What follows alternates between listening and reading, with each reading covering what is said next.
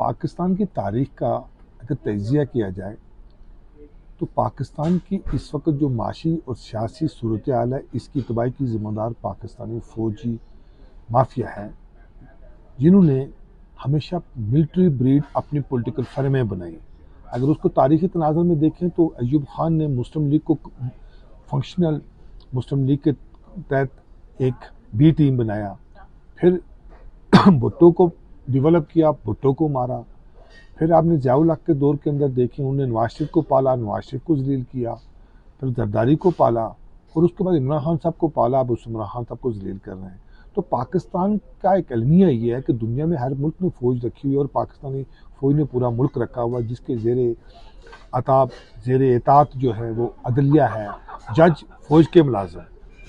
سیاستدان فوج کے ملازم، پارلیمنٹ فوج کے تابع۔ تو میں سمجھتا ہوں کہ فوج ہونی چاہیے، لیکن فوج کا کام سرحدوں کی حفاظت اور سیکورٹی کو ہو۔ تو اس کے مقابلے میں فوج نے پاکستان کے اندر کبھی گڈ طالبان، کبھی بیڈ طالبان، کبھی سپاہی محمد، کبھی سپاہی صحابہ،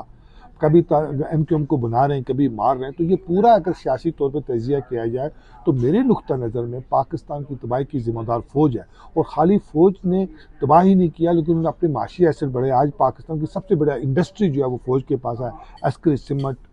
عسکری انشورنس، عسکری بینک سے لے کر آپ اس کی جو فوڈ انڈسٹری دیکھیں، اور اگر ایگریکلچر کو دیکھیں تو پوری زمینوں کے اوپر ان کے فارم ہاؤس ہیں، اور اگر ان کو پراپرٹی ریئل اسٹیٹ میں چلے جائیں تو ریئل اسٹیٹ میں ڈی ایچ اے سے لے کے بیریا ٹاؤن سے لے کے ہیوی انویسٹمنٹ ان کی ہے، ریئل اسٹیٹ ان کی، کنسٹرکشن ان کی، این ایل سی ان کی،